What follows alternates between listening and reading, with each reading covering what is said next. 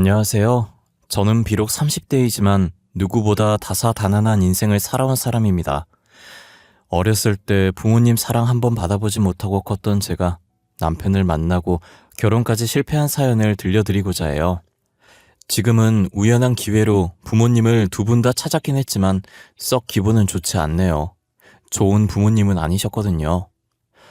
어릴 때 제 기억으로는 항상 부모님은 싸우고 계셨어요. 아빠는 형사셨는데 매일같이 다치고 들어오셨고, 엄마는 선생님이셨는데 그런 아빠의 직업을 정말 싫어하셨어요. 두 분이 그렇게 맞지 않았으면 결혼을 하면 안 됐었는데 중매쟁이를 통해 만나서 결혼까지 했다고 하더라고요.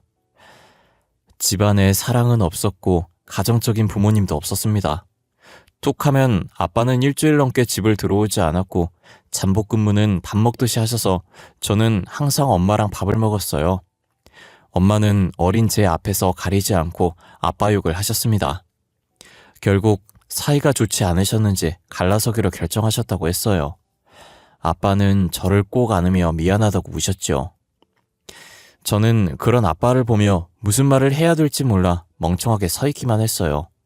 엄마는 제 양육권을 가져가셨고 아빠는 제게 명함을 주면서 꼭 아빠한테도 연락하라고 하셨었죠. 원래 살던 집은 아빠에게 주고 저와 엄마는 다른 동네에 집을 얻었어요. 그런데 엄마는 아빠를 너무 싫어한 나머지 아빠와 연락을 할 수 없게 막으셨었어요. 아까 네 아빠한테 받은 명함 어딨어? 그게 가져와. 이제 다시는 아빠랑 연락하면 안 돼. 알겠니? 왜요? 아빠가 보고 싶으면 언제든지 전화하라고 했단 말이에요. 너는 그 말을 믿어? 너 맞고 싶다고 한 것도 다 거짓말이야. 그런 말에 속으면 안 돼. 그리고 보고 싶으면 연락하라는 것도 다 거짓말이고. 아니에요. 아빠는 그런 걸로 거짓말할 사람이 아니야.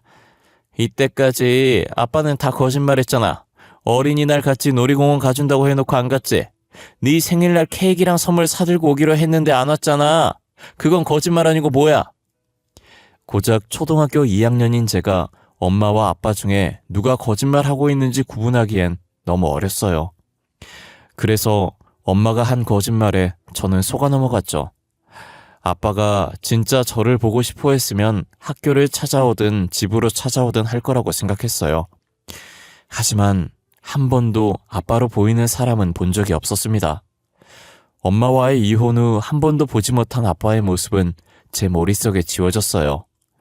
제일 먼저 목소리가 지워졌고 모습이 지워졌고 얼굴도 지워졌죠.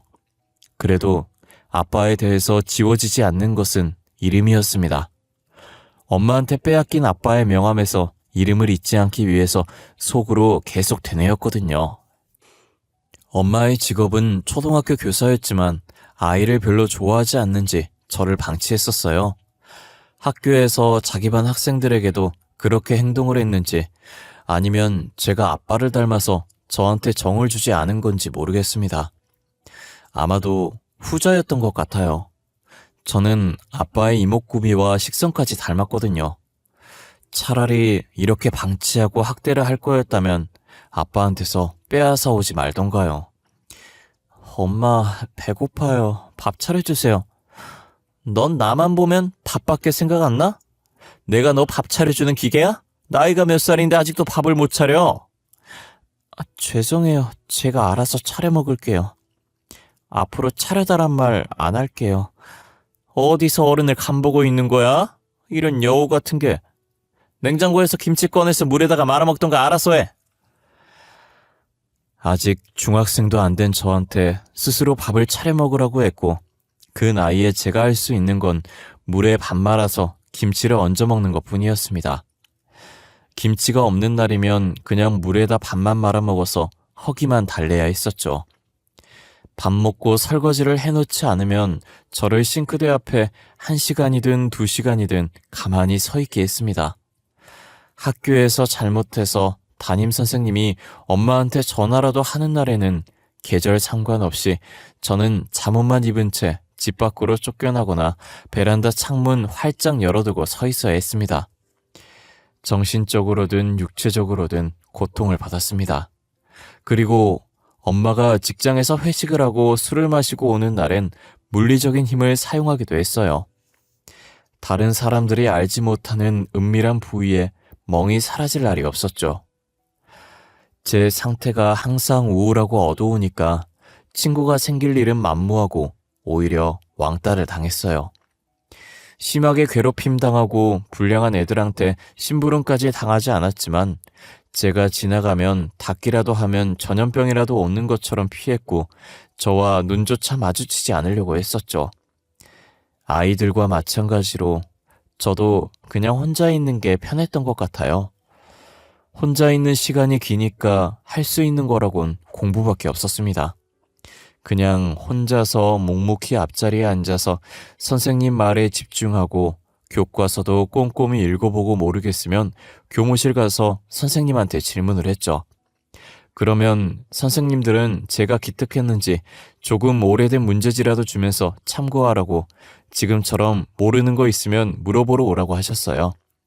덕분에 저는 중학교 성적은 상위권이고 제가 가고 싶은 기숙사 고등학교로 입학할 수 있었어요. 너 이제 기숙사 학교 들어가면 오더라도 며칠 전에 연락하고 내가 오라고 하면 와, 어? 그전엔 올 생각도 하지 마. 엄마 왜요? 무슨 일이라도 있는 거요? 뭘 물어? 그냥 오지 말라면 오지 마.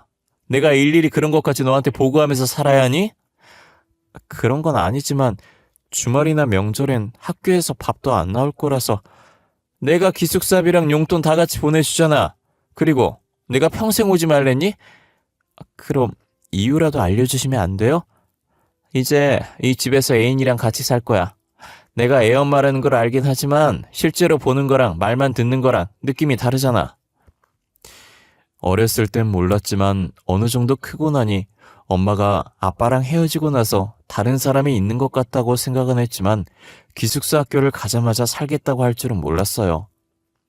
결국 엄마도 저를 버리고 엄마의 인생을 살아가려고 하더군요.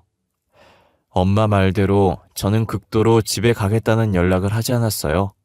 그래도 제가 연락이 없다면 한 번쯤은 엄마한테서 얼굴 비추라는 연락이 올 줄 알았습니다. 제 희망이었지만요. 졸업을 6개월 정도 앞두고 있을 때였어요. 3년 동안 10손가락으로 셀 수 있을 정도로 연락 없던 엄마한테서 먼저 왔어요. 몇 달 후면 너도 이제 성인이잖아. 그치? 성인이면 아르바이트도 할 수 있을 거고 너도 혼자 살아봐야지. 엄마, 저 지금까지도 혼자 살았어요. 넌 어렸을 때나 컸을 때가 말 듣고 하는 건 정말 안 변한다. 여튼 이제 나는 너한테 해줄 만큼 해줬으니까 알아서 살라고. 엄마, 저 지낼 곳은 있어야 하잖아요. 집이 없으면 노숙이라도 하라고 하는 거랑 똑같은 거예요. 너 졸업에 맞춰서 보증금까지는 통장으로 보내줄게. 그 이후는 진짜 네가 알아서 해. 이게 네 엄마로서 마지막 정이야. 엄마 할 말만 하고 전화는 끊어졌어요. 이렇게 될 줄은 알았지만 졸업 후 한 번이라도 집으로 와서 얼굴 보고 얘기하자고 할 줄 알았는데 그것도 아니었네요. 제가 너무 엄마한테 크나큰 기대를 했나 봐요. 어렸을 때 그렇게 당해놓고 엄마가 무슨 좋은 추억이라도 있다고 그러는지 모르겠어요. 저는 졸업식과 동시에 엄마가 준 보증금 700만 원으로 입학할 학교 주변 동네에 원룸을 구했고 집 주변에서 아르바이트를 3군데를 동시에 하며 열심히 벌었습니다. 하루하루 힘겹게 열심히 살아가는 저를 보며 카페 사장님이 궁상맞아 보였는지 소개팅 한번 해보라고 하셨어요. 처음엔 제가 지금 그럴 처지가 못 되니 싫다고 말했는데 사장님은 딱 한 번만 만나보라며 부탁하더라고요. 아이 수정씨, 그렇게 아등바등 살아서 뭐해. 20살 초반인데 연애도 하고 놀러도 다니고 그래야지. 아니에요. 저는 지금 생활도 바빠서 남자 만날 시간도 없어요, 사장님. 소개는 안 받을게요. 아니, 그러지 말고 한번 만나서 밥이라도 먹어봐. 혹시 또 알아? 내 덕분에 수정씨 인생 활짝 필 수도 있잖아. 정말 괜찮아요. 지금 학교 다니고 아르바이트 한다고 만날 시간도 없어서 그래요, 사장님. 진짜 좋아하는 사람 생기면 알아서 시간도 생길 거야. 내 친구라서 나이는 좀 많은데 돈도 잘 벌고 생긴 것도 나이 들어보지 않아. 정말 시간도 없고 생각도 없어요. 죄송해요. 수정씨가 만날 생각이 있다고 하면 하루 아르바이트 빼줄게. 돈은 그대로 쳐줄 거니까 걱정하지 말고. 계속 거절을 해도 사장님은 끈질기게 만나보라고 부추겼어요. 어른이 권유하는데 계속 거절하는 것도 예의가 아니라고 생각해서 딱 한 번만 만나보겠다고 했습니다. 소개팅 하는 날 만나기로 한 카페에서 책을 펼치고 공부를 하면서 남자를 기다렸습니다. 그러더니 어떤 한 남자가 다가와서 테이블 앞에 멈춰섰어요. 발에서 위로 시선을 올리니 사장님 말처럼 동안처럼 보였어요. 안녕하세요. 박수정 씨 맞으시죠? 저 오늘 만나기로 한 최동현이라고 합니다. 반갑습니다. 네, 안녕하세요. 박수정이라고 합니다. 반갑습니다. 오늘 평일이신데 직장은 안 나가셔도 되나요? 펀드 회사에서 매니저로 일하고 있는데 거의 프리랜서처럼 일하고 있어요. 오늘도 외부 미팅이 있다고 하고 나온 거예요. 수정 씨 수업 받고 바로 오는 거 아니에요? 배고프죠? 우리 밥 먹으러 가요. 간단하게 커피만 마시고 대화 조금 하다가 헤어지려고 했는데 예상치 못하게 같이 밥까지 먹게 되었어요. 그것도 아주 비싼 양식당에서요. 부담 갖지 마시고 드시고 싶은 거 드세요. 여기 오일 파스타랑 로제 파스타 잘하거든요. 양고기 스테이크도 잘하는데 양고기 드실래요? 예, 편식은 안 해서 괜찮아요. 여기 처음 와서 추천하는 거 먹을게요, 그냥. 남자는 꽤 자상하고 친절한 사람이었어요. 스테이크가 나오자 접시도 앞쪽으로 옮겨주고 저를 먼저 생각해주는 사람이었죠. 누구한테도 받아본 적 없는 친절이었습니다. 첫 만남에 차를 가지고 집까지 데려다줬고 차 탈 때도 조수석 문을 손수 열어주며 친절을 베풀더군요. 나이 차이가 많이 났던 게 마음에 걸렸지만 공주님이 된 기분에 점점 그 남자를 사랑하게 되었습니다. 저의 긍정적인 대답으로 저희 둘은 사귀게 되었습니다. 제가 아직 학생이라서 데이트 비용은 다 남자친구가 냈어요. 늘 얻어먹기만 해서 미안하다고 커피 한 잔이라도 사겠다고 했지만 자기는 남는 게 돈이라며 이 정도 써도 된다고 하더라고요. 되게 든든했어요. 이런 게 진정한 어른이라는 생각도 들고요. 어느 날 남자친구는 제게 뜻밖의 고백을 하더군요. 수정아, 혹시 넌 나랑 결혼 생각은 없어? 너가 결혼 생각 있으면 오빠가 돈 벌어다 줄 테니까 너 하고 싶은 거 시켜줄 수 있는데. 결혼? 아직 내 나이가 이제 20대 중반이라서 생각해본 적은 없어. 그리고 우리 나이 차이가 심하니까 한 번도 생각 안 해봤어. 이렇게 평일 주말 없이 학교에 아르바이트 다니는 거 보면 안쓰러워서 그래. 너가 운전면허만 딴다면 오빠가 벤츠도 바로 사줄 수 있는데. 비싼 차 필요 없어. 초보 운전인도 괜찮아. 그리고 차 가지고 싶다고 생각한 적도 없어. 다 괜찮다고 하지 말고 진지하게 생각해봐. 오빠랑 결혼하면 비싼 차도 운전할 수 있고 너가 따로 해올 곳도 없어. 지금 내가 살고 있는 아파트에 몸만 들어와서 살기만 하면 돼. 그건 그냥 오빠한테 얹혀 하는 거잖아. 내가 어떻게 받아먹기만 하고 살아. 미안해 하지 마. 내가 해주고 싶으니까 이러는 거지. 나도 너 사랑 안 했으면 이렇게까지 헌신적으로 하지도 않았어. 무슨 말인지 알지? 남자친구 말처럼 저를 그만큼 사랑하고 있으니 결혼까지 제안했다고 생각했습니다. 그 자리에서 선뜻 대답은 못했지만 며칠 뒤 만나서 결혼해도 괜찮을 것 같다고 대답했죠. 남자친구는 들뜬 마음에 저에게 최고급으로 전부 해주겠다고 하더군요. 수정아, 우리는 어른들도 없으니까 격식 차리지 말고 그냥 친한 친구들만 불러서 혼인 서약서만 읽고 간단하게 하자. 그 대신 세상에 제일 이쁜 신부로 만들어줄게. 드레스 진짜 이쁜 거 입자. 아니야, 드레스 안 입어도 돼. 그냥 심플한 걸로 입고 하자. 어차피 간단하게 시골릴 거잖아. 그리고 내가 보태는 것도 없는데. 금전적으로 미안해하지 말라고 했잖아. 오빠 능력 있는 사람이라니까. 그래도 아껴서 나쁠 거 없잖아. 나중에 큰돈 들어갈 일도 있을 수도 있고. 어이구, 나이도 어리면서 왜 이렇게 철이 들었을까? 여보, 우리 아이도 빨리 가질까? 둘이서 사는 것도 좋지만 가족이 많이 있는 게 좋잖아. 아직 아기 낳는 게 상상이 안 돼서 무서워. 내가 잘 키울 수 있을까? 오빠는 자신 있어? 모든 부모들이 자신 있어서 아기 낳는 거 아니잖아. 서로 사랑하고 자연스럽게 생기니까 낳는 거지.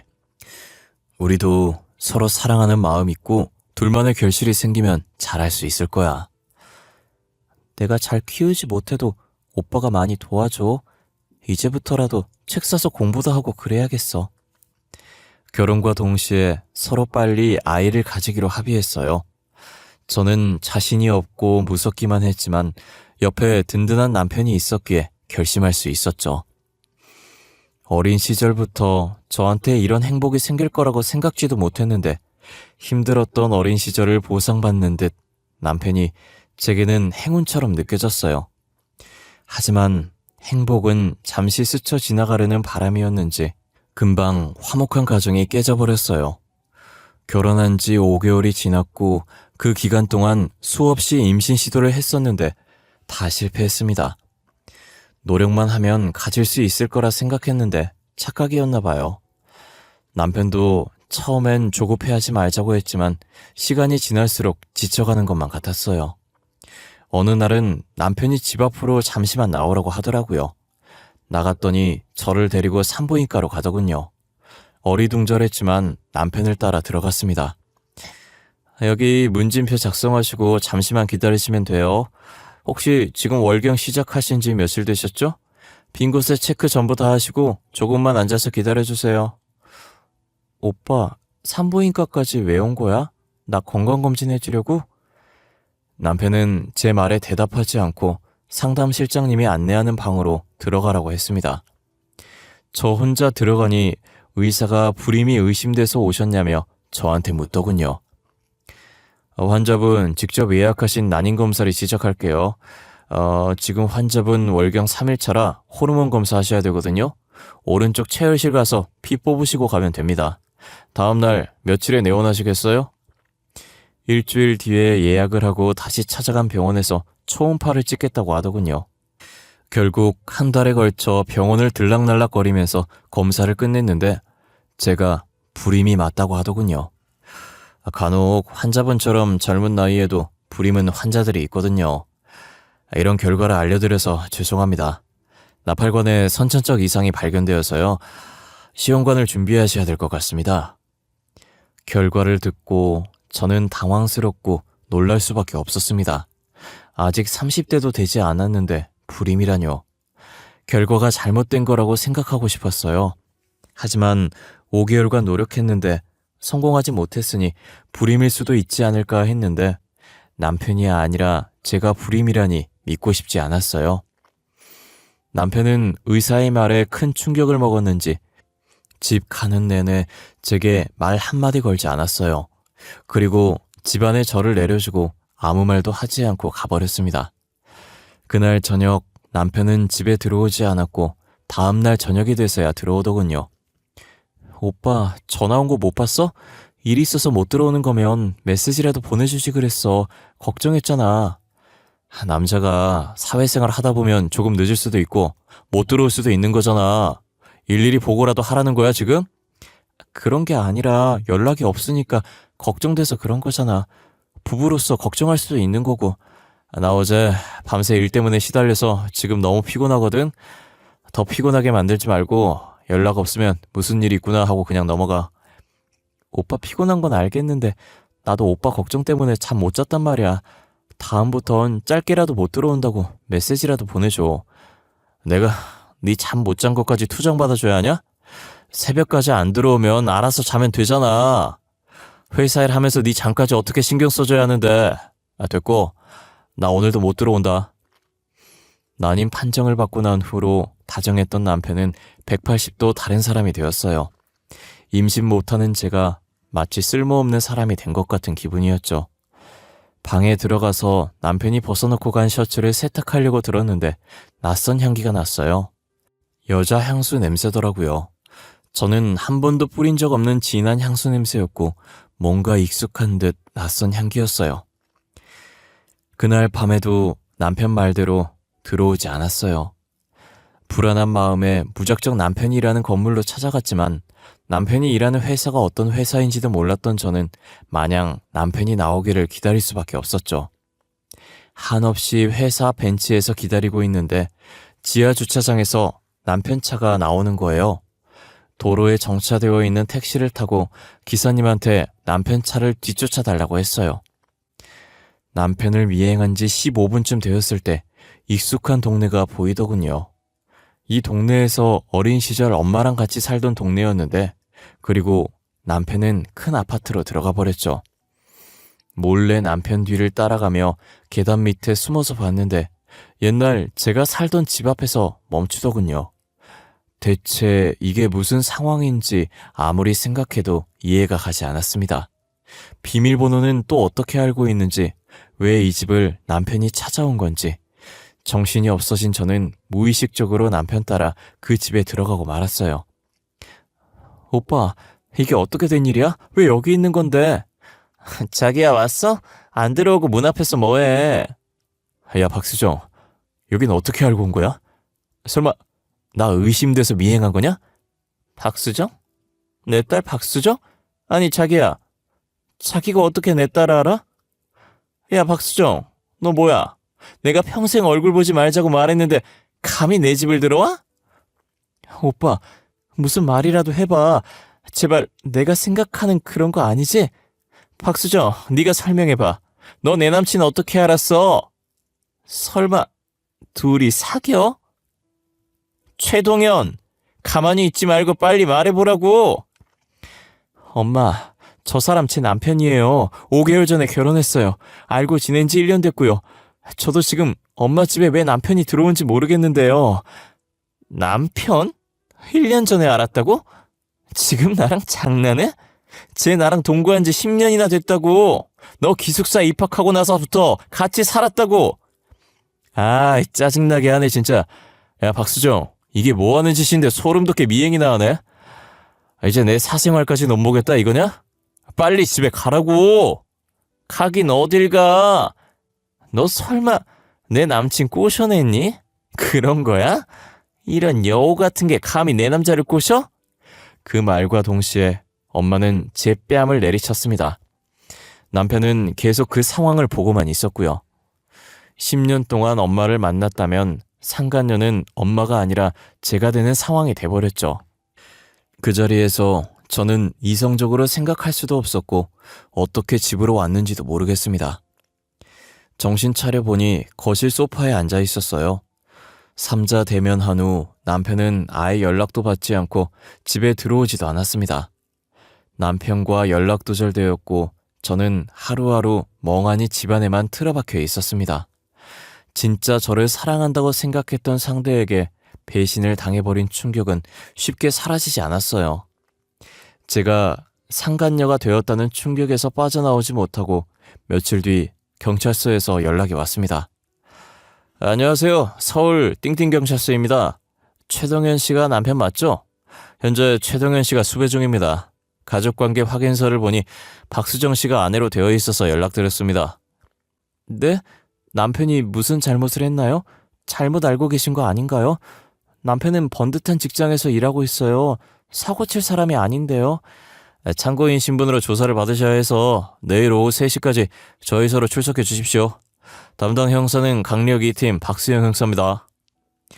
전화를 받고 정신없이 준비하고 경찰서로 갔고 안내받은 대로 담당 형사를 찾아갔습니다. 형사의 이름을 처음 들었을 땐 남편의 사기 소식에 놀라서 신경을 쓰지 못했는데 경찰서에 도착해서 책상 앞 이름표를 보고 나서 멈칫했습니다. 자리를 비웠던 형사는 저를 발견하고 자리에 앉으라 했고 조사를 시작했습니다. 지금부터 조사 시작하겠습니다. 본인은 이제 참고인 신분이며 이 조사의 취지는 참고인이 범인과 사기를 동조했는지 판가름하기 위해서입니다. 참고인, 이름과 나이는 어떻게 됩니까? 박수정입니다. 나이는 올해 26살이고요. 저 그런데 혹시 형사님 따님 이름이 어떻게 되나요? 형사의 딸 이름을 묻는 저를 보고 이상하게 쳐다보더라고요. 저는 간절한 눈빛으로 형사를 바라봤습니다. 너무 어릴 때 헤어진 아빠라 얼굴도 기억나지 않아서 혹시나 싶은 마음으로 물었거든요. 제가 딸이 있는 건 어떻게 알았죠? 그러고 보니 제 딸 이름도 박수정이네요. 오래전부터 연락이 끊겨서 제 딸도 참고인과 같은 나이네요. 형사님, 혹시 저희 아빠 아니세요? 저희 엄마 띵띵 초등학교 교사고 두 분 다 10년 전에 이혼하셨었는데 그걸 어떻게... 진짜 수정이 내 딸 맞아? 아빠가 그렇게 보고 싶어 했던 딸. 그동안 어떻게 지냈던 거야? 아빠가 진짜 보고 싶었어. 저도 아빠 보고 싶었어요. 진짜 보고 싶었어요, 아빠. 아빠와 저는 서로 부둥켜 안고 울면서 갑작스럽게 경찰서에서 부녀 상봉을 하게 됐습니다. 주위의 사람들이 다 쳐다봤지만 지금은 그렇게 중요하지 않았죠. 한참을 아는 채로 울다가 조금씩 진정이 되었고 아빠는 조사실 가서 마저 얘기하자고 했습니다. 수정아, 그동안 잘 지냈어? 어렸을 때 헤어져서 살이 빠진 건지 모르겠지만 왜 이렇게 말랐어? 밥은 챙겨 먹고 다녀? 건강은 어때? 잘 지냈었어요. 건강하고요. 아빠는요? 잘 지내셨어요? 죄송해요. 저는 어렸을 때라 아빠가 기억이 안 나요. 수정아. 어쩌다가 저런 놈한테 시집을 간 거야. 저놈은 사기전과 시범인데 하도 도망을 잘 가서 수배까지 떨어졌어. 이때까지 저놈이랑 한 집에서 살았던 거야? 그 집 나와서 아빠랑 같이 살자, 응? 아빠 말대로 사기꾼 남편을 피하기 위해서 아빠 집으로 들어갔습니다. 같이 살지 않은 횟수가 10년이 되어서 서먹했습니다. 하지만 서로에게 적응하려고 정말 많이 노력했습니다. 그런데 아빠가 뜻밖의 말을 해주더군요. 그동안 왜 아빠 연락을 안 받은 거야? 아빠가 그렇게 미웠어? 네? 엄마 말로는 아빠가 절 싫어해서 엄마한테 버린 거라고 했어요. 그래서 아빠가 준 명함도 엄마가 버렸어요. 보고 싶으면 연락하라는 것도 거짓말이라고. 그런 걸 거짓말하는 부모가 어딨어? 엄마랑 이혼하고 나서 너한테 연락이라도 올까봐 명함에 있는 번호 그대로 쓰고 있었어. 아빠는 늘 거짓말만 하는 사람이라고 했었어요. 오히려 아빠가 절 버렸다고 해서. 어렸을 때 너한테 지킬 수 없는 약속한 건 맞지만 거짓말은 아니었어. 난 언제든 널 데리고 오려고 너희 엄마한테 연락했는데 너희 엄마는 한 번도 연락을 주지 않더구나. 엄마한테 연락하셨었어요? 저는 몰랐어요. 아빠와 같이 살게 되면서 제일 먼저 한 건 서로에 대한 오해를 푸는 일이었어요. 엄마는 10년이 넘도록 중간에서 거짓말을 해오셨어요. 아빠가 날 버렸다는 식으로 말이에요. 하지만 아빠는 제 연락을 기다리며 번호도 10년째 바꾸지 않으셨더라고요. 그렇게 아빠와 같이 산 지 지금은 2년이 다 되어가네요. 여러분께 제 사연을 제보해야겠다고 마음먹은 이유도 최근 있었던 일 때문인데요. 처음 보는 번호로 연락이 와서 받았는데 엄마였어요. 그때 전 남편 옆에서 뺨을 맞은 이유로 엄마와 첫 통화했어요. 그런데 엄마가 전화를 건 이유를 듣고 평생 죽을 때까지 엄마를 저주하고 싶었습니다. 수정이니? 엄마야. 지금 어디서 어떻게 지내고 있어? 지금 엄마가 자궁암 판정을 받아서 아파. 근데 간호할 사람이 없어서 연락했어. 네? 그런데요? 그게 저랑 무슨 상관인가요? 저한테 간호를 바라고 연락한 건가요, 설마? 당연히 네가 내 딸인데 딸로서 엄마가 아프면 간호해야지. 내가 이때까지 널 얼마나 아꼈는데. 자식된 도리로 엄마 병원비 정도는 보태줄 수 있잖아? 딸보다 중요한 남편이었잖아요. 최동현 씨 말이에요. 비록 혼인신고 없이 동거만 했다고 해도 10년이면 사실혼이에요. 그 자식 사기꾼이었어. 교도소 들어가서 징역 살고 있다고. 네가 엄마 난자 뺏어서 결혼했으니까 속죄하는 셈치고 간호랑 병원비 내주면 되겠네. 엄마, 양심 없으세요? 저 어렸을 때 혼자 컸어요. 저 엄마한테 학대도 당했잖아요. 근데 병원비 달라고 하는 게 정상적인 사고라고 생각해요? 학대라니? 지금 무슨 소리 하는 거야? 누가 들으면 오해하겠다. 수정아, 그러지 말고 지금 어디 있는지 말해주면 엄마가 갈게. 얼굴 보면서 얘기하자. 아니요, 엄마는 남자한테 미쳐서 어린 딸도 나 몰라라 했잖아요. 당신은 부모 자격 없어요. 저한테 자식돌이 바라지 마시라고요. 저를 한 번도 자식이라고 생각해 본 적 없는 엄마가 저한테 자식된 도리로 도와달라고 말하더군요. 그 뻔뻔함에 정말 치가 떨렸습니다. 어떻게 저한테 간호를 부탁한다는 말을 저리도 쉽게 내뱉는지. 제가 힘들 때 한 번도 도와주지 않았으면서 자기가 힘들어지니 연락할 사람이 저밖에 없었나 봅니다. 제가 최근 겪은 일 때문에 정신적으로 너무 불안해져서 정신과에서 약을 처방받고 있어요. 아빠가 너무 잘해주셔서 빨리 괜찮아질 것 같아요. 엄마와 마지막 전화통화가 트라우마처럼 계속 맴도는데 언젠간 제 머릿속에서 사라지겠죠?